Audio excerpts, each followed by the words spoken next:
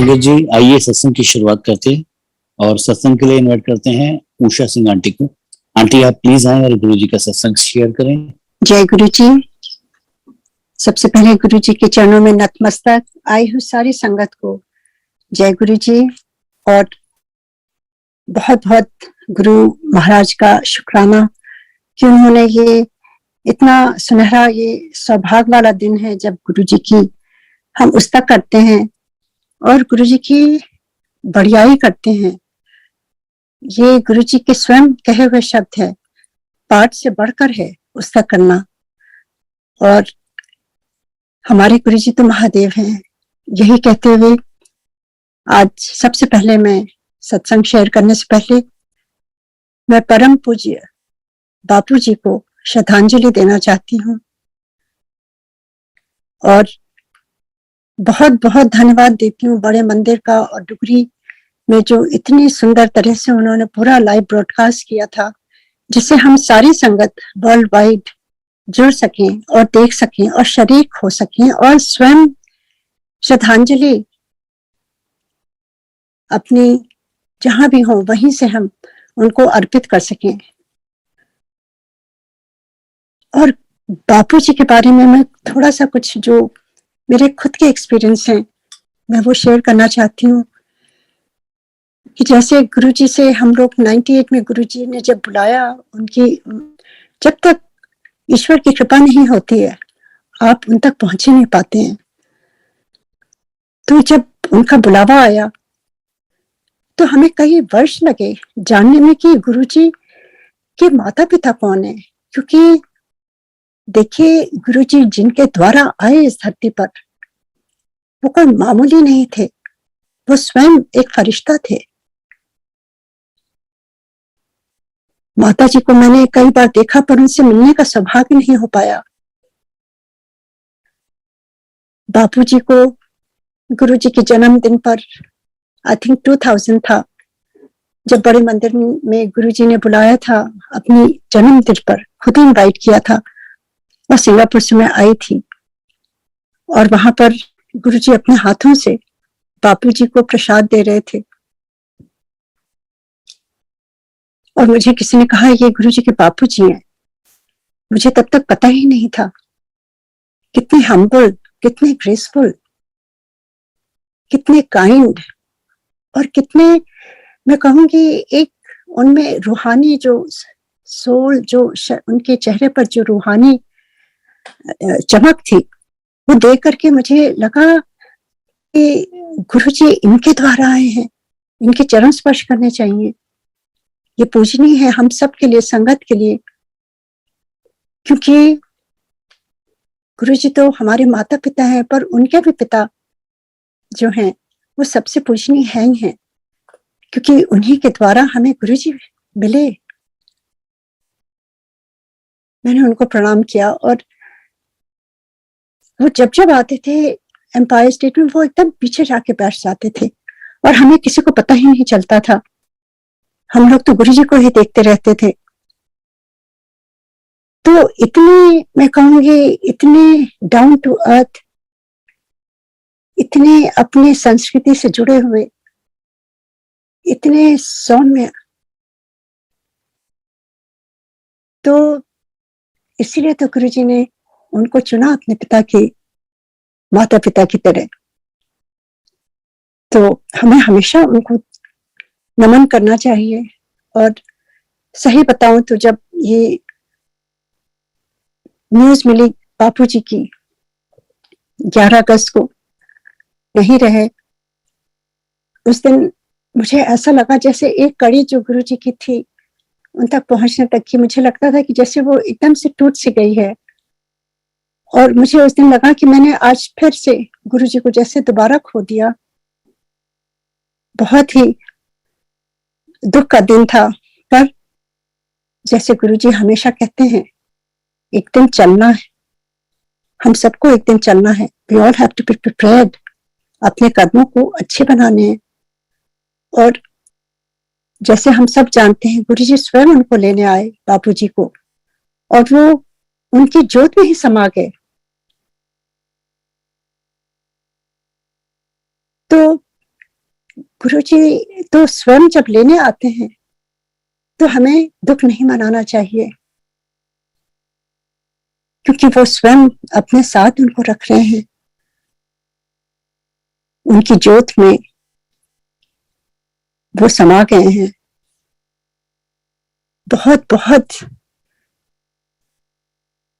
मैं कहूंगी कि ये बहुत सौभाग्य वालों के साथ होता है, और बाबूजी तो बहुत ही सौभाग्य वाले पिता थे, जो उनके यहाँ परमात्मा ने जन्म लिया, महादेव ने जन्म लिया, गुरु नानक, जो भी नाम आप दे दीजिए। और उनके साथ मैं कुछ अपनी स्मृतियां, अपनी मेमोरीज शेयर करूंगी। जो डुगरी में जब गुरुजी, एक बार जब माता जी नहीं रही, हम लोग सिंगापुर में ही थे, 2004 की बात है। जब हम लोग आए सिंगापुर से तो मुझे पता चला कि माता जी नहीं रही गुरुजी की। तो मैंने जाके गुरुजी को प्रणाम करके अफसोस किया और कहा, गुरुजी आई एम सो सॉरी गुरुजी, माता जी नहीं रही।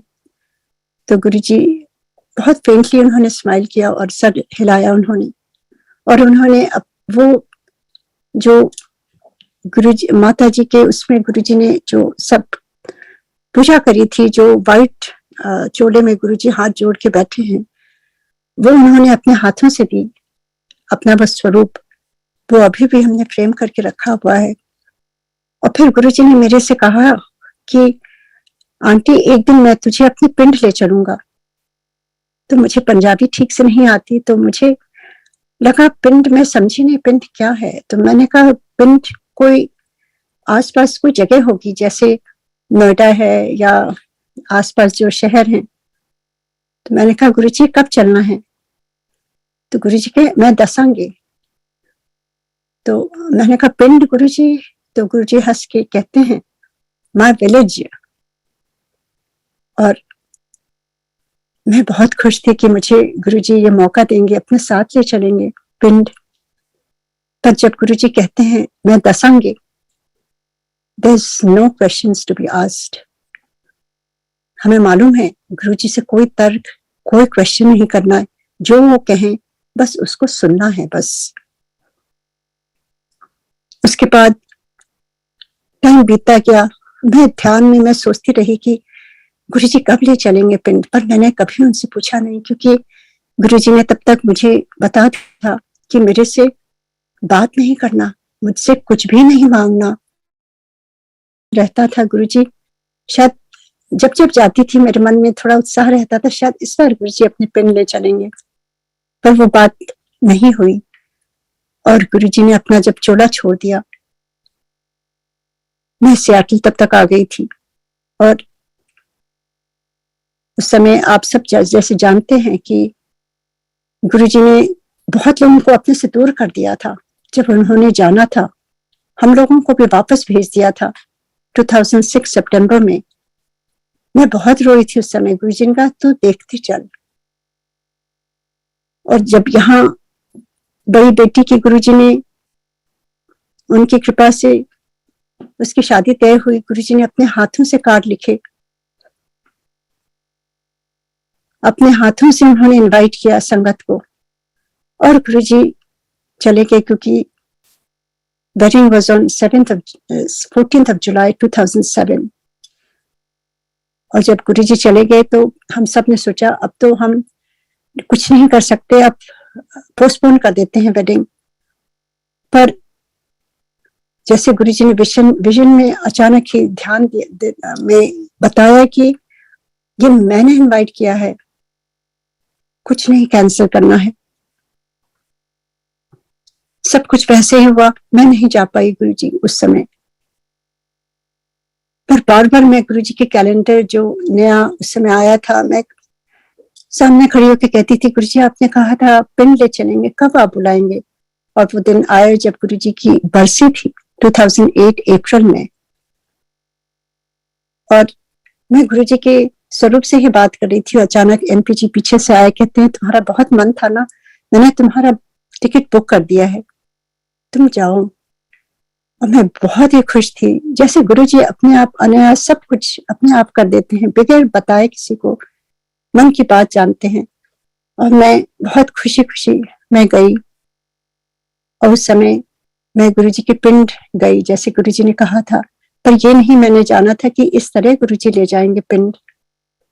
पर उन्होंने इतने ब्यूटीफुली, वहां मैं अपनी सिस्टर के साथ गई और रात काफी हो गई थी, एक दिन पहले पहुंची और कहीं और जगह नहीं मिली और गुरुजी के डुगरी वाले घर में ही जगह मिली।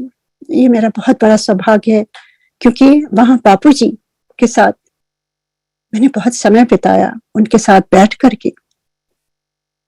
और वो ठेठ पंजाबी बोलते थे, मुझे कुछ नहीं समझ में आती थी, पर उनकी जो स्माइल थी वो समझ में आती थी। उनके जो भाव थे एकदम फरिश्ते की तरह, इतने हम्बल, इतने ग्रेसफुल, कोई मामूली इंसान नहीं थे। और मुझे याद है बापूजी ने किसी को बुला के कहा कि आंटी को वो जगह दिखाओ जहां गुरुजी का जन्म स्थल था और जहां गुरुजी खेतों में जाते थे, वो कुआं, वो डेरा, वो खेत, सब कुछ जाकर के हमने देखा वहां पर। और बापूजी उस समय कभी कभी रक्षा बांधते थे और उन्होंने मेरी कलाई में रक्षा भी बांधा था और घर की ईंट भी दी थी जो मैंने संभाल के रखी है। ये गुरुजी की धरोहर बापूजी ने अपने हाथों से दी। इससे अच्छा क्या सौभाग्य हो सकता है। और गुरुजी उस दिन बापूजी ने कई कई चीजें बताई गुरुजी के बारे में जो हमें नहीं मालूम थी। पर जो मैं कहूंगी जो सबसे ज्यादा मुझे मेरे दिल को छू गई वो थी उनका प्यार, उनकी काइंडनेस, उनकी हम्बलनेस। इतने बड़े गुरुजी के पिताजी पर इतने विनम्र, डाउन टू अर्थ, अपने खेतों में ही उनको अच्छा लगता, अपने गांव में ही अच्छा लगता था उनको। तो बहुत बड़ी बात है और मैं उनके चरणों में श्रद्धांजलि देती हूँ और गुरुजी को मन से आज फिर नमन करती हूँ कि गुरुजी ने इतने सुंदर अपने माता पिता चुने। और हम सबको ये सीख लेनी चाहिए कि जो एक क्वालिटी गुरुजी को पसंद है वो है ईगो हटाना और नीवा होके रहना। ये स्वयं बापूजी के जीवन से हमें सीख लेनी चाहिए कि गुरुजी कहाँ बसते हैं, किसके घर में आते हैं। गुरुजी तो उसी घर में रहेंगे जहां नीवापन हो, जहां प्यार हो, जहां सद्भावना हो। ये सारी चीजें बापूजी में थी। और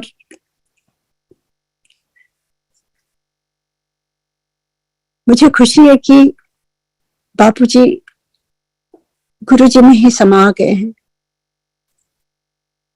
और हम सब इतने सौभाग्यशाली हैं कि इस जीवन में हमें दर्शन करने को मिले, बापूजी के दर्शन करने को मिले। इतने वर्षों तक सारी संगत ने दर्शन किए हैं। कितनी बार डुगरी में नई संगत जाकर के उनके दर्शन करके आई है। चाहे गुरुजी के नई संगत में दर्शन नहीं करे पर बापूजी के कर लिए तो समझ लीजिए आपने गुरुजी के दर्शन कर लिए। जरा सा भी मलाल नहीं होना चाहिए कि हमने गुरुजी का दर्शन नहीं किया। बहुत बहुत भाग्यशाली है वो जिन्होंने बापूजी को प्रणाम किया। और अब तो जोत और भी ज्यादा, जब गुरुजी की वो स्थल बना था, उनका समाधि, बापूजी ने जब वहां पर जोत जलाई थी, देखिए तब से लेकर के आज तक वो जोत जल रही है, हमेशा चलेगी।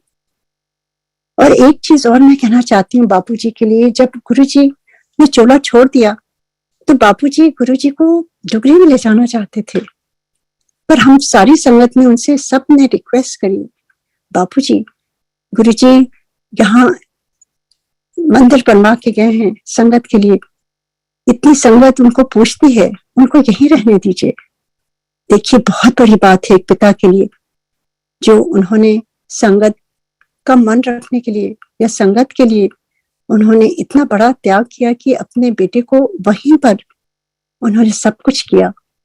उसके लिए बापूजी को बहुत बहुत नमन, दिल से उनको धन्यवाद कि आज उस पूजनीय भूमि में जहां गुरुजी का स्थल बना हुआ है, उनकी अभी तक वो वहां पर हैं। ये तभी पॉसिबल है जिस तरह से बापूजी ने ये उस समय हम सब की बात मानी और सब कुछ वैसे ही हुआ।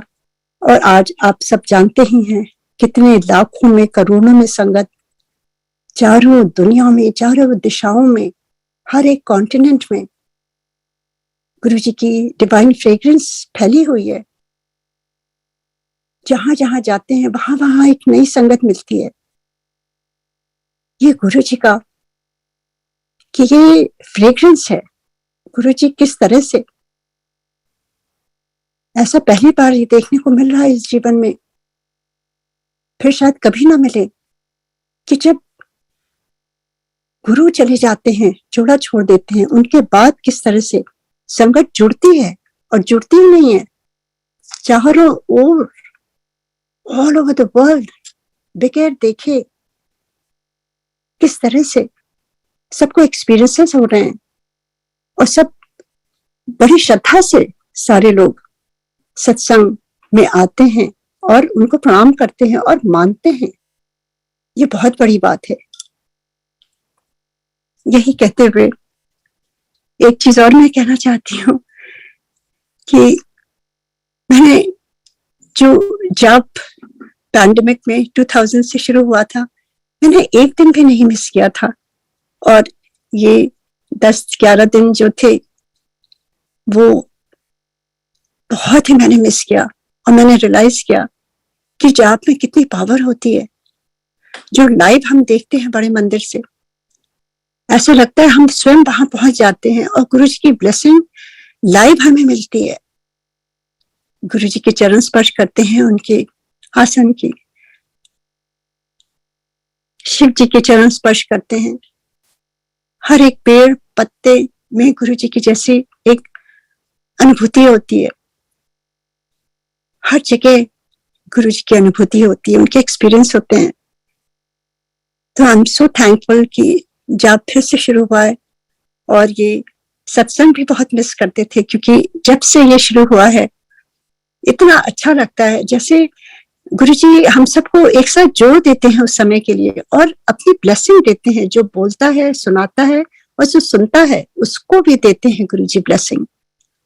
तो बहुत बहुत बड़े मंदिर का धन्यवाद मैं देती हूँ कि ये फिर से कंटिन्यू हो रहा है।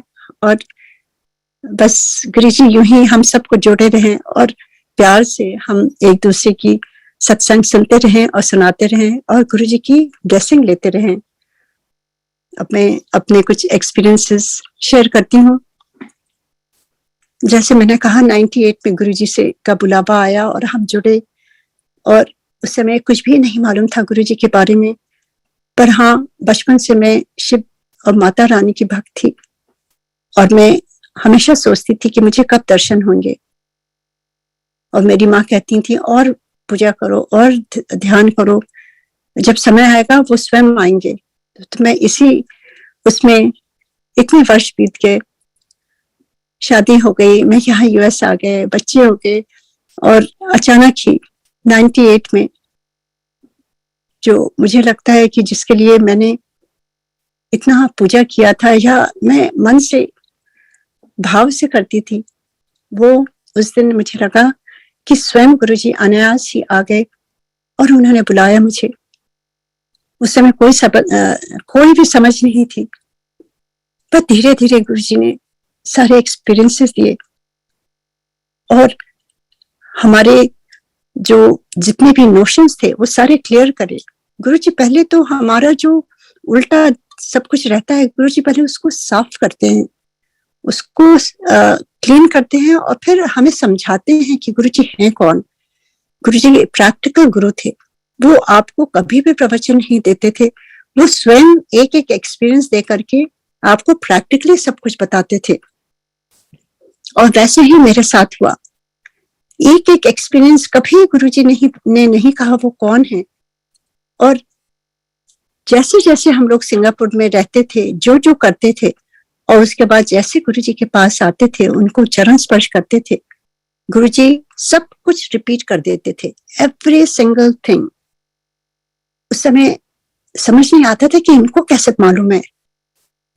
ये नहीं मालूम था कि ईश्वर तो सर्वव्यापी है, ईश्वर तो सब कुछ अंतर्यामी है, वो सर्वशक्तिमान है।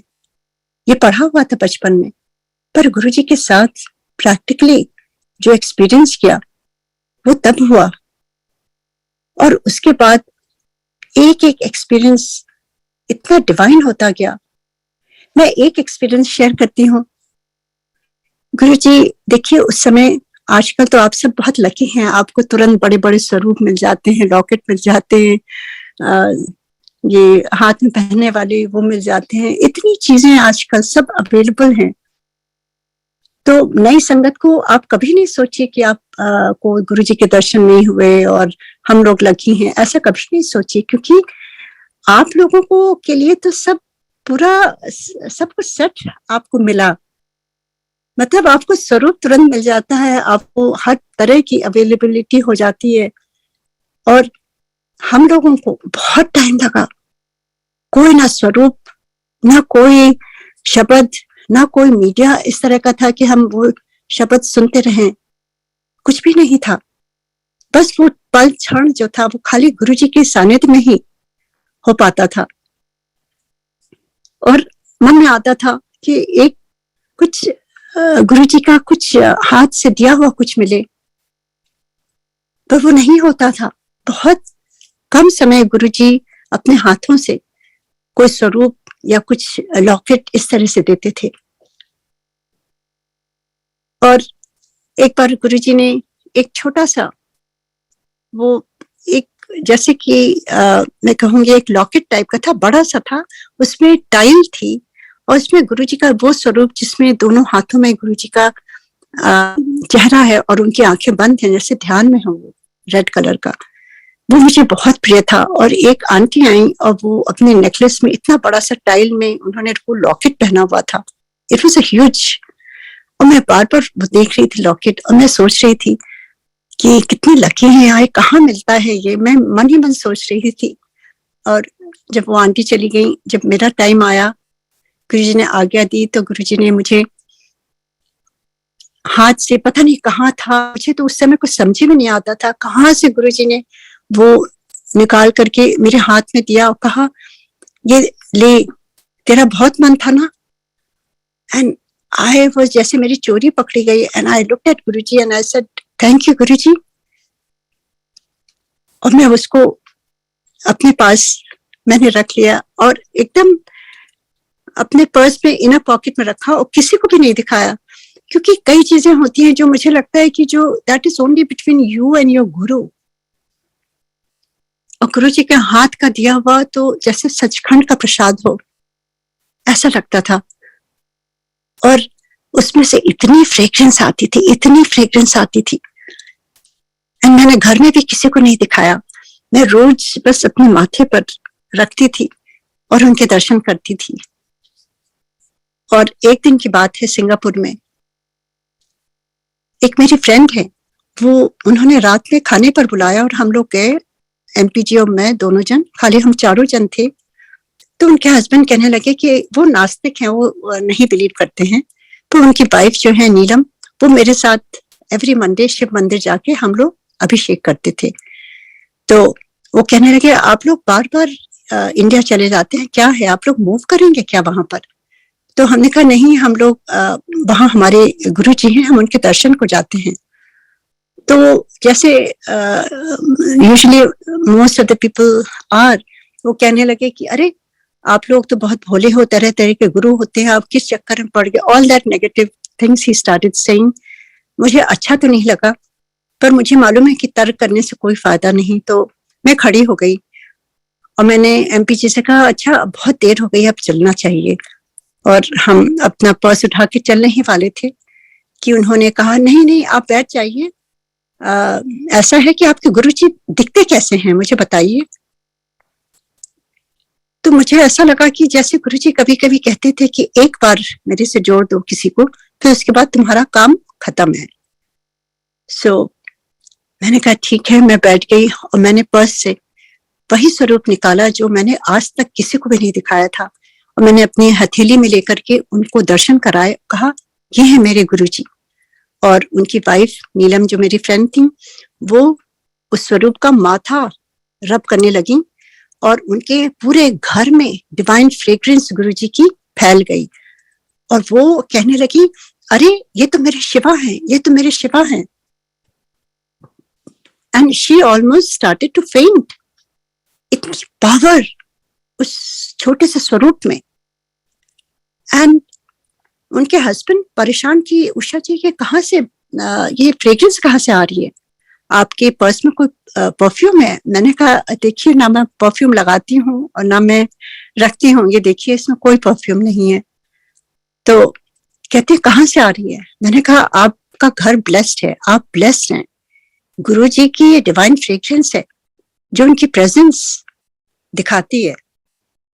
You are very blessed, first time आपके यहाँ गुरुजी स्वयं आए हैं। एंड उन्होंने कहा आप बैठ जाइए और मुझे बताइए गुरुजी के बारे में। और दैट इज माय लाइफ्स गोल, गुरुजी के बारे में अगर मुझे कभी भी मौका मिलता है तो गुरुजी स्वयं ये कार्य अपने आप ही कराते हैं, किसी में कोई ये गुण नहीं है, गुरुजी स्वयं अपने सत्संग अपने आप ही कराते हैं। एंड मैं सारे अपने सत्संग उनको सुनाने लगी। और समय तो रात के जैसे 11 बजे थे, तो हम लोग 2 बजे तक वहां बैठे रहे और वो ध्यान से एक एक सत्संग सुनते रहे। एंड उनकी वाइफ कहने लगी ये क्या हो रहा है मेरे घर में, पूरी जैसे डिवाइन लाइट छा गई है घर में और ये फ्रेग्रेंस हो रही है और ये एक्सपीरियंस इतना ब्यूटीफुल हो रहा है। That was Guruji, and that's how Guruji अपने भक्तों की बात रखने के लिए स्वयं आते हैं। And I am very grateful उस दिन के लिए गुरुजी को, कि किस तरह से गुरुजी ने उस घर में आकर के उनको ब्लेस किया। और काफी रात हो गई जब हम घर आए, 2 बज चुके थे। और जैसे ही घर पहुंचे मेरी फ्रेंड का फिर फोन आया, कहते Usha I can not sleep, इतनी एनर्जी हो गई है घर में, इतनी डिवाइन फ्रेग्रेंस है, मैं सो नहीं पा रही हूँ। हमने कहा यही होता है, जब गुरुजी के सानिध्य में हम जाते थे तो हमारी नींद कहाँ जाती थी और हमारी एनर्जी लेवल इतनी हाई हो जाती थी, और जो डिवाइन फ्रेग्रेंस है उसको साथ लेते थे हम। हमने कहा यही है हमारे Guruji, you are blessed, just absorb all that. और ये वो सत्संग हुआ। और उसके बाद जब गुरुजी के दर्शन के लिए हम दोबारा एम्पायर स्टेट गए, जैसे ही उनको प्रणाम किया, गुरुजी ने राइट अवे सब कुछ डिस्क्राइब कर दिया और कहा देखा तेरी सहेली क्या कैसे दर्शन कराए। से थैंक यू गुरुजी, ये है हमारे गुरुजी, किस तरह से जो नास्तिक हैं उनके घर तक स्वयं जाते हैं गुरुजी। उनके लिए टाइम डिस्टेंस कुछ भी नहीं है, वो हर जगह हैं, हर पल आपके साथ हैं। बस आप उनको भाव से याद करिए, उनको भाव से प्यार करिए, उनके लिए समय निकालिए, उनको अपने फ्रेंड बनाइए, उनको हमेशा अपने आसपास महसूस कीजिए। और सबसे बड़ी बात है उनके हुक्म में रहिए, जो भी गुरुजी चाहते हैं। अब तक हम सब संगत को मालूम ही हो गया है, इतनी बार सुना है हम सब ने, किसी को कुछ बताने की जरूरत ही नहीं है। वी ऑल नो एवरीथिंग, कि हमें कैसे गुरुजी का सानिध्य प्राप्त हो सकता है, कैसे हमें वो एक्सपीरियंस हो सकता है जो सबको होता है। उसके लिए बस अपना भांडा साफ रखना है, अपने को चेक करते रहना है क्या हम गुरुजी से आंखें मिलाने के काबिल हैं? क्या हम गुरुजी के सामने बैठने के काबिल हैं कि खुद हमें स्वयं अपने आप ही पूछना है और उसका उत्तर हमें स्वयं मिल जाएगा? तो ये बहुत सुंदर मेरा ये एक्सपीरियंस था। और आप सब जैसे जानते हैं कि गुरुजी तो प्रैक्टिकल गुरु थे। वो तो महादेव के हाथ में जीवन देने की शक्ति जो किसी के हाथ में नहीं है, कोई नहीं दे सकता जीवन। शिव पुराण में ये लिखा हुआ है, वो स्वयं कहते हैं महादेव, जीवन देने की और मोक्ष देने की शक्ति मेरे हाथों में है। और ये भी वो कहते हैं, पर मैं अपने भक्तों के अधीन हूं, मैं भक्त वत्सल हूं। और शिव पुराण में कितने ये ऐसे, जो मैं बताने लगूं तो खत्म ही नहीं होगा, कितने ऐसे कैरेक्टर्स हैं जो डिजर्व भी नहीं करते थे। जैसे एक शिकारी है और एक दुराचारी, एक जो पत्नी थी, वो गलत रास्ते चली गई थी, पर खाली उनकी महिमा सुनने से उसको सब कुछ, उसके कर्म माफ हो जाते हैं। और गुरुजी और महादेव तो एक ही है। तो वो स्वयं कहते हैं कि जो भी मुझे भाव से याद करता है, मैं उसके ही अधीन हो जाता हूँ। वो भोले पापा है, इसीलिए कोई भी अगर भाव से अनजाने में भी जल चढ़ाते या एक बेलपत्र ही रखते शिवलिंग में, वो प्रसन्न हो जाते हैं। उन्हें कुछ भी नहीं चाहिए विडंबना। गुरुजी तो ये सारे दिखावे से दूर रहते थे, बहुत सिंपल। अगर आपने पुराने गुरुजी के वीडियो देखे होंगे, हम सब ने वो एक्सपीरियंस किया है, कितने सिंपल थे गुरुजी, किस तरह से वो कुछ भी नहीं खाते थे। और स्वयं गुरुजी ने एक बार मेरे से कहा, मैं जो ये पहनता हूं वो अपने संगत के लिए पहनता हूं, क्योंकि अगर मैं नॉर्मल कपड़े में बैठूंगा तो कोई मुझे कहेगा ही नहीं कि ये गुरु हैं। कितनी बड़ी बात है। तो हम संगत के लिए इतनी गर्मी में वो चोले पहनते थे, उनको कोई आवश्यकता नहीं थी। He did everything for संगत। और कितनी कितनी बार गुरुजी ने बीमारियां अपने शरीर में ली, स्वयं देखा है हम सब ने। ये कौन कर सकता है? क्या हम डिजर्व करते थे? कोई नहीं डिजर्व करता था। ये गुरुजी का प्यार था।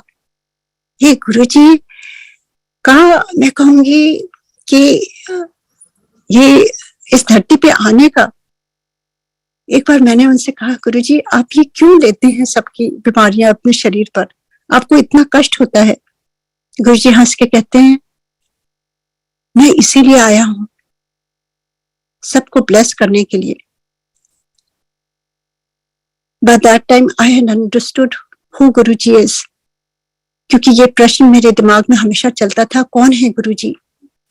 गुरुजी आप नॉर्मल इंसान नहीं है, जैसे आप बैठते हैं, there's something behind that। और गुरुजी को मालूम था मेरे प्रश्न क्या थे, क्योंकि गुरुजी ने कह दिया था मेरे से आज से बात नहीं करना, कुछ भी नहीं पूछना, मुझे सब कुछ मालूम है तेरे बारे में। खाली मैं बैठ के वहां ध्यान करती थी गुरुजी का, और वो भी गुरुजी की कृपा से। कोई ध्यान नहीं कर सकता। गुरुजी का ऑरा ऐसा होता था कि सारी संगत वहां आंख बंद करके ध्यान में बैठ जाती थी 2 घंटे तक, और पता भी नहीं चलता था। और जो शब्द बानी बजती थी उसके द्वारा हमें सारे प्रश्न मिलते थे, और सबकी आंखों में आंसू रहते थे। ये गुरुजी की कृपा है। ये गुरुजी का जो ऑरा होता था। क्या अभी भी आप अगर सत्संग में शब्द बानी ही सुने तो आपको इतने आंसर्स मिलेंगे, आपको किसी से पूछने की जरूरत ही नहीं होगी। गुरुजी स्वयं कहते थे, बस एक बार मेरे से संगत को जोड़ो, फिर तुम्हारा काम खत्म। अपने और गुरु के बीच में किसी को नहीं लाने की जरूरत है, डायरेक्ट कनेक्शन बनाओ मेरे साथ। ये स्वयं उनके शब्द थे। हम सबको यही करना चाहिए। और किस तरह से गुरुजी ने कितने एक्सपीरियंसेस दिए, जो कई कई मैं एक्सपीरियंसेस आपको सुनाती हूँ कि इतने लगता था कि अरे गुरुजी को कैसे मालूम। Every single thing he knew what was happening in my life. जो भी मैं सिंगापुर में करती थी उनको मालूम रहता था। और मेरे हस्बैंड को उन्होंने 2 बार लाइफ दिया, जो लाइफ कोई नहीं दे सकता, ना कहीं के डॉक्टर्स, ना कहीं के सर्जन्स। गुरुजी महादेव हैं। सेप्टोसीमिया, उनके सारे ऑर्गन्स फेल हो गए थे। गुरुजी स्वयं, उन्होंने सब कुछ उनका ठीक किया। ये बहुत बड़ी बात है। अब गुरुजी को भगवान नहीं माने तो क्या माने।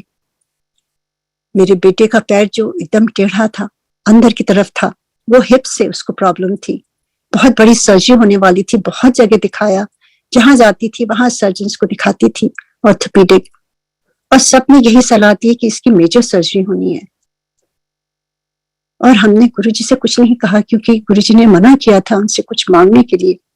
पर गुरुजी स्वयं अपने आप बुला के बात करते थे। जब भी मेरी लाइफ में कुछ भी प्रॉब्लम आई है, उन्होंने बुलाया मुझे और पूछा। मैंने उनको सब कुछ बताया। उन्होंने कहा सर्जरी की कोई लोड़ नहीं है। और तब उन्होंने मुझे बताया किस तरह से इसका सिकाई करनी है और इसका ये करना है। और एक दिन हम सब पहले ही पहुंच जाते थे, न्योटा से आते थे, और पहले पहुंच के वहां कोई नहीं था, दरबार खुला था, हम अंदर बैठ गए। गुरुजी अपने कमरे में थे। मेरे बेटे ने जैसे ही उनके आसन को प्रणाम किया, इतनी बड़ी जो मार्बल की टेबल, हैवी, जो टच से मस नहीं हो सकती थी, वो पूरी टेबल उसी एंकल में उसके गिरी जहां उसको प्रॉब्लम थी। वो चीख पड़ा, बहुत रोया।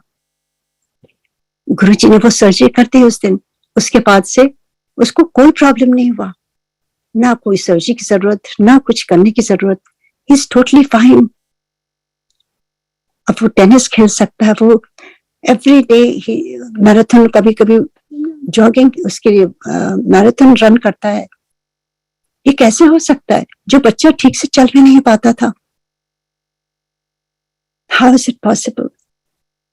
हमारी लाइफ में, हमारे जीवन में जो कुछ हमारे पास है, वो सब हमारे गुरुजी की कृपा है, उनकी ही बढ़ियाई है। हम कोई कुछ भी नहीं डिजर्व करते थे। कि गुरुजी की इतनी इतनी कृपा है। उनको भगवान नहीं माने तो क्या माने। भगवान की पूजा तो मूर्तियों में करी, फोटो में करी, बस साक्षात भगवान को देखने का जो अवसर मिला, उनके सानिध्य में 8 साल जो बिताए। क्योंकि जब गुरुजी को से प्यार हो गया तो सिंगापुर में मन नहीं लगता था। हम दौड़े दौड़े आते थे, चाहे 4 दिनों के लिए, थर्सडे टू संडे, खाली उनके दर्शन करने, उनके हाथों से वो प्रसाद खाने के लिए, और राज होके हम चले जाते थे। कभी कभी गुरुजी बात भी नहीं करते थे, ना देखते थे, but it didn't matter, क्योंकि हम तो दर्शन करते आते थे बस। और किस तरह से गुरुजी ने एक एक चीज सिखाई। सबसे पहले उन्होंने जो मुझे सिखाई वो मैं शेयर करना चाहती हूँ। जब मैं जानना चाहती थी गुरुजी है कौन, उन्होंने बता दिया वो है कौन। उन्होंने बड़े मंदिर भेजा। दोपहर में एक दिन कहा जा तू बड़े मंदिर देख क्या, दर्शन कर क्या। जब मैं गई तो छोटे वाले जो फाउंटेन वाले शिव जी हैं, वो आधे गुरुजी और आधे शिव जी, पूरे दर्शन हुए। मैं समझ गई, मेरा आंसर मिल गया कि गुरुजी महादेव हैं, जो मैं हमेशा सोचती थी। क्योंकि गुरुजी कहते थे शिव पुराण पढ़ाकर। मैं सोचती थी गुरुजी तो सिख फैमिली से हैं, हर जगह ओम नमः शिवाय क्यों लिखा हुआ है, शिव मंदिर, शिवलिंग इतना बड़ा क्यों बनाया हुआ है उस मंदिर में, कुछ तो है कनेक्शन शिव जी से गुरुजी का। और गुरुजी ने स्वयं बता दिया वो है कौन। उसके बाद मेरा कोई क्वेश्चन नहीं था, मैं उनको महादेव की तरह ही पूछती थी। और कई बार उन्होंने दर्शन दिया उसी रूप में। तो जब आपको भगवान मिल जाते हैं साक्षात, फिर क्या चाहिए? हमारा जीवन सार्थक हो गया इस मनुष्य योनि में आ करके, जो परमात्मा के दर्शन मिले, उनके सानिध्य में इतने वर्ष बिताए, और क्या चाहिए? और अभी भी वो हैं, उनकी शक्तियां हैं, उनकी फ्रेग्रेंस है, उनकी अनुभूति होती है, इतने इतने एक्सपीरियंसेस अभी हो रहे हैं उनके जाने के बाद। और एक दिन गुरुजी ने कहा, उषा आंटी आज के बाद हम बात नहीं करेंगे। मैं रोने लगी, गुरुजी क्या गलती हो गई? ही सेड, ना, आज के बाद हम ध्यान में टेलीपैथी से बात करेंगे। मुझे नहीं मालूम था क्या है टेलीपैथी। मैंने कहा गुरुजी मुझे नहीं मालूम। तो उन्होंने बताया मुझे, जब तू ध्यान में बैठेगी तब मैं तेरे सारे आंसर्स दूंगा, तब तू मुझसे बात कर सकती है, मेरे से डायरेक्ट कनेक्शन तेरा रहेगा। ये गुरुजी के शब्द थे। और जब गुरुजी कहते हैं वो होता है, क्योंकि हम में कोई काबिलियत नहीं है, कोई भी ध्यान में नहीं बैठ सकता जब तक ईश्वर कृपा ना हो या गुरु कृपा ना हो। वो स्वयं उन्होंने जो कहा वैसे ही होता गया। गुरुजी से कोई कुछ भी नहीं मांगा। उसके बाद वो अपने आप सब कुछ बुलाते थे, बात करते थे, और हम खाली ध्यान में बैठ करके वापस चले आते थे। ऐसे गुरु आपको हम मिलेंगे कहाँ? और गुरुजी को कभी आप ये ना सोचिए जो नई संगत है कि आपने उनके दर्शन नहीं करे, अब क्या होगा? गुरुजी तो हमेशा हमेशा है, वो डिवाइन लाइट है। वो हमेशा एक, जो भी आपका प्रश्न होता है किसी ना किसी तरह, अगर आप गुरुजी से ध्यान में बैठिए, कोशिश करिए। कई लोग कहते हैं आंटी मैं ध्यान नहीं कर पाती हूँ। कोई बात नहीं, आप बिजी हैं, छोटे बच्चे हैं, काम काज में, आप थोड़ा सा समय निकाल लीजिए, चाहे जब भी मिले समय, सुबह शाम दोपहर जब भी समय मिले। गुरुजी तो कभी भी नहीं समय कोई पाबंदी नहीं करते थे। गुरुजी ऐसे गुरु हमारे कि कुछ भी रिचुअल्स नहीं करते थे, कुछ भी नहीं कहते थे। वो बस कहते थे कुछ चीजें जो गुरुजी की बताई हुई हैं वो मैं शेयर करना चाहती हूँ। गुरुजी कहते थे ईगो छाड़ के आ, जिथे अपने जोड़े उतारते उत्थे छोड़ के आ। ईगो का कोई काम नहीं है डिविनिटी के साथ। Ego is like a big impediment, it's like जैसे एक रोक होती है, वो आप अपने प्रभु से मिलने से रोकती है आपका ईगो। जब हम ईगो हटा देते हैं तो क्या होता है? हमारे आंसू बहने लगते हैं, हमारी सफाई होने लगती है अंतर मन की। शब्द सुनते सुनते आंसू बनने लगेगा। ये नहीं कि कौन देख रहा है, क्या कहेगा, कौन क्या है, जब कुछ भी नहीं, we become zero, we have no identity. यही गुरुजी चाहते थे कि हमारा सोल कनेक्शन हो गुरुजी के साथ। और ईगो हटाने के लिए सबसे आसान तरीका है, आप जब ध्यान में बैठेंगे आपको स्वयं अपनी चीजें, आपको आभासी नहीं होगा कि आप क्या हैं, यू बिकम नथिंग। और यही गुरुजी चाहते थे। और फिर दूसरी चीज जो गुरुजी अक्सर कहते थे, निंदा चुगली से बचो, ना सुनो ना करो। सुनना भी मना करते थे गुरुजी, क्योंकि इस जीवन में देखिए हम अपने कर्म काटने के लिए आए हैं ना, बढ़ाने के लिए नहीं। ये सब करके हम अपने कर्म अपने आप बढ़ा देते हैं। और गुरुजी कहते थे मैं कर्मों में कभी भी हस्तक्षेप नहीं देता हूँ। I don't never interfere. He gives us a choice how we live our life. तो हम क्यों ना अपने कर्म अभी से अच्छे बनाने शुरू करें। और फिर गुरुजी कहते थे कि नो एबीसी, चंगा इंसान बन, सेवा सिमरन, अपने पेरेंट्स की देखभाल। गुरुजी हमेशा, he was a family person. वो स्वयं कहते थे हस्बैंड को वाइफ की सेवा करनी चाहिए, वाइफ को हस्बैंड की सेवा, और दोनों को घर स्वर बनाना चाहिए, बच्चों की अच्छी देखरेख करनी चाहिए। गुरुजी कभी नहीं कहते थे सब कुछ छोड़ के मेरे पास आओ। गुरुजी कहते थे अगर तुम घर में रह करके अपने बुजुर्गों की सेवा कर रही हो या अपने घर को संभाल रही हो, वही सबसे बड़ी सेवा है। मेरे पास आने की भी आवश्यकता नहीं है। ऐसे गुरु कहाँ मिलेंगे आपको? इतनी बड़ी सीख गुरुजी ने दी है, जो बहुत मामूली चीज है, जो हम सोच करके सोचे तो अपना जीवन हम क्यों ना संवार लें। क्यों ना संवारने, और उसी में गुरुजी हमें आशीर्वाद देंगे, क्योंकि वो खुश होते हैं जब हम अच्छी राह चलते हैं, अच्छे नेक इंसान बनते हैं। दूसरों की सहायता हमेशा फॉलो करते रहना चाहिए। एक में एंड में ऐसे तो मेरा जीवन पूरा बीत जाए और मैं यूं ही बोलती रहूं, इतने सत्संग हैं, इतने सत्संग हैं। कभी गुरुजी ने मौका दिया तो एक साथ बैठ करके, पूरी रात बैठ करके गुरुजी का जागृता भी हो सकता है। और किस तरह से एक एक चीज गुरुजी ने जो दिखाई है, सिखाई है, और गुरुजी के चले जाने के बाद जब गुरुजी ने यहाँ भेजा सियाटल, मैं टूट सी गई थी। कभी भी मुझे इस तरह का फीलिंग सैडनेस की कभी नहीं आई लाइफ में, पर उस समय मुझे सबसे ज्यादा जो था, मैं अपने गुरुजी से दूर हो गई थी। That was the only thing that was bothering me the most. और गुरुजी ने इतने एक्सपीरियंसेस दिए यहाँ पर, इतनी संगत भेजी।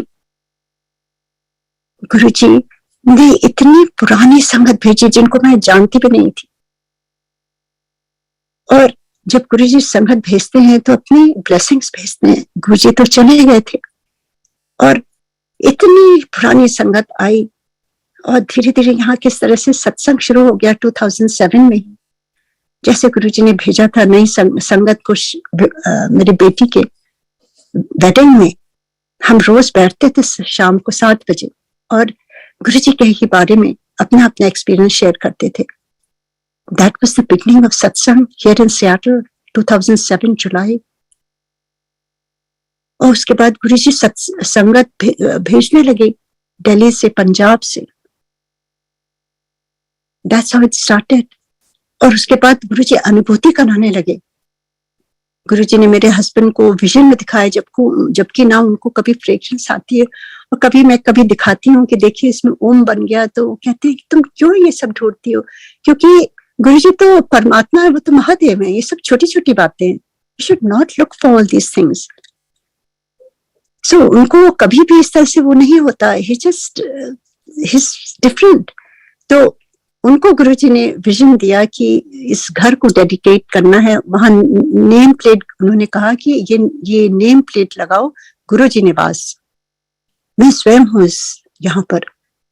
And then he called my sister, एंड वो शादी में आ रही थी, तो उन्होंने वो फॉन्ट भी दिखाया उनको ड्रीम में कि कैसे होना है। सो ही डिस्क्राइब्ड एवरीथिंग। और मेरी सिस्टर वो शादी में आ रही थी, वो लेके आई।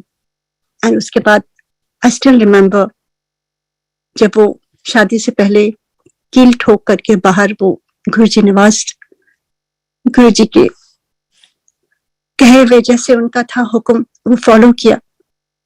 एंड उसके बाद आई कांट टेल यू क्या अनुभूतियां होने लगी। अचानक ही 4 बजे एवरी मॉर्निंग पानी की आवाज आती थी। किस तरह से डोरबेल बज जाती थी जहां कोई भी नहीं होता था। किस तरह से पूरे विंडोज में बड़ी शिवलिंग बन जाती थी, जो अभी भी है, होती है एवरी इवनिंग। गुरुजी के स्वरूप से लेफ्ट आई से पूरी एक रे ऑफ लाइट आने लगी, जो अभी भी आती है। उनकी स्वरूप से, उनके सर से ऐसे अमृत आना शुरू हो गया, और डिवाइन फ्रेग्रेंस चारों तरफ। ये सारी संगत ने देखी किस तरह से संगत यहाँ गुरुजी ने जोड़ी, क्योंकि हमने किसी को नहीं बुलाया, ना हमने कोई कॉल किया। गुरुजी ने जिसको भेजा अपने आप से भेजा, और बढ़ते बढ़ते गुरुजी ने इतनी ब्लेसिंग दी सारी संगत को, इतनी ब्लेसिंग दी। तो गुरुजी कहाँ हैं? गुरुजी चोला छोड़ दिए हैं, पर अभी भी हैं गुरुजी। आप उनको भाव से, प्यार से जब भी याद करेंगे, ही विल बी देयर। आप बस, गुरुजी हमेशा कहते थे खुश रहा कर, जय ऐश कर। ऐश कर मतलब खुश रहा करो, don't be sad, don't be negative. अगर हमारी प्रॉब्लम होती हैं, हमारे साथ भी होती हैं, हर एक जीव जो आया है इस धरती पर, वो अपने कर्मों का लेखा जोखा ही लेके आया है। तो हमारे कर्मों की लिए ये नहीं कि गुरुजी ने ये दिया है, कभी नहीं कहना चाहिए। ये हमारे कर्मों का लेखा है। जो भी दुख आते हैं वो हमारे अपने कर्म के भोगने के लिए आते हैं, और अच्छा है जितना हम भोग लें और कर्म को खत्म करके जाएं यहाँ से। तो जब कर्म इस तरह सामने आते हैं उसे हमें हंसते हुए और अपने अच्छी तरह सोच बूझ से काम लेना चाहिए, कैसे हमें इसको फेस करना है, बजाय रो के और कंप्लेन करके हम अपनी एनर्जीज छिन कर देते हैं। तो बहुत ही आवश्यक है कि ये समझना, नेवर नेवर एवर कंप्लेन, जो भी प्रॉब्लम आती है किसी को दोष ना दें, इसकी वजह से उसकी वजह से, क्योंकि गुरुजी स्वयं कह गए हैं ये तुम्हारे कर्मों का लेखा जोखा है। पर गुरुजी की अगर मौज हो जाती है तो गुरुजी सारे कर्म आपके, वैसे भी कहते हैं गुरुजी 90% ले लेते हैं और 10% ही देते हैं हमें। तो जैसे हमारी लाइफ में भी बहुत उतार चढ़ाव आए, गुरुजी हैं वहां पर गुरुजी की शक्ति जो है उसके द्वारा सब आगे आगे बढ़ते जाते हैं। वो दुख नहीं लगता है, क्योंकि देखिए सुख भी उनका, दुख भी उनका, सब कुछ तो उनका है, एक शब्द भी है उसका। तो क्या लागे फिर मेरा, सब कुछ उन्हीं का है, उन्हीं का दिया हुआ है। देखिए जब सुख आता है तो हम ये नहीं पूछते हमको क्यों मिला है, दुख आता है हम कहते हैं क्यों ये हो रहा है हमारे साथ। गुरुजी के लंगर में देखिए आपको लड्डू भी मिलता है और बिल्कुल तीखी चटनी मिर्ची वाली देते थे Guruji. That signifies our life. Life is blend of both ups and downs. तो ये जीवन में अगर हम गुरुजी की शरण में हैं तो बहुत ही सौभाग्य वाला ये जीवन है। इस जीवन को हम क्यों ना सार्थक बनाएं और हंसी खुशी जितना भी समय है बिताएं और जितने लोगों को जोड़ सके। गुरुजी कहते थे, मेरे से कहा था कि तू आंटी ट्रका भर भर मेरे पास लेके आ, मैंने सबको ब्लेस करना है। And I used to wonder कि मैं तो यहाँ रहती भी नहीं हूँ दिल्ली में, मैं किसको लेके आऊं। और गुरुजी ने किस तरह से यहाँ सियाटल में सत्संग जोड़ा है, संगत को जोड़ा है। अब ये गुरुजी निवास छोटा पड़ रहा है, we have to move to another place. वहां सत्संग होता है, ऑडिटोरियम में होता है, दिन एवरी सिंगल डे करीब 4-5 नई संगत का कॉल आता है। कैसे हो रहा है? मैंने तो कभी भी कुछ ना एडवर्टाइज किया ना बुलाया किसी को, क्योंकि मुझे लगता है गुरुजी अपना काम अपने आप ही कराते हैं। हाँ, सेवा में है, विल डू अटमोस्ट, बस जोड़ने का काम गुरुजी का है। अगर कोई एक कदम पूछता है देन आई टेल अबाउट गुरुजी, पर आई नेवर वॉलंटियर, क्योंकि गुरुजी कहते थे मैं अपने आप ही जोड़ूंगा संगत, और वही वो करा रहे हैं। उसके लिए मैं बहुत बहुत शुक्राना गुरुजी को। और आप सब संगत ब्लेस्ड हैं, जो जो सुन रहे हैं, जो जो ये गुरुजी की जो उस्तक है जिसके भी कान में पड़ रही है, गुरुजी उसको भी ब्लेस कर रहे हैं। ये बहुत कोई मामूली बात नहीं है, ये गुरुजी की ब्लेसिंग है। आप ये मान के चलिए, आपका जीवन ब्लेस्ड है, हम सबका जीवन ब्लेस्ड है। बस गुरुजी हमें यूं ही जोड़े रखें, यूं ही हमें अवसर दें, एक दूसरे का सत्संग हम सुनते रहें, सुनाते रहें और अपना जीवन बिल्कुल सार्थक बनाते रहें, अपने गुरुजी के हुक्म के मुताबिक चलते रहें। तो क्यों ना हम चारों तरफ गुरुजी को ही देखेंगे और उन्हीं की ब्लेसिंग महसूस करेंगे। और बहुत बहुत धन्यवाद बड़े मंदिर के इस प्लेटफॉर्म के लिए। ये सारे सेवादार जो हैं इतने वर्षों से कर रहे हैं, इतने सालों से ये सेवा कर रहे हैं, चाहे हरप्रीत अंकल हो, चाहे Jagpreet uncle, Kunal uncle, Vikram uncle, सबको मैं अपने दिल से धन्यवाद देती हूँ। और गुरुजी आप सबको ब्लेस करें। सारी जो जो ये रिकॉर्डिंग भी करते हैं, जो जो करते हैं, मैं सबको नहीं जानती पर सबको ही नमन करती हूँ। और गुरुजी की ब्लेसिंग्स सब पर बराबर ही मिलती रहे, यही कहते हुए आज मैं यही समाप्त करती हूँ। गुरुजी जब मौका देंगे मैं फिर गुरुजी के हुक्म के हिसाब से शेयर करूंगी। जय गुरुजी, जय गुरुजी, जय गुरुजी।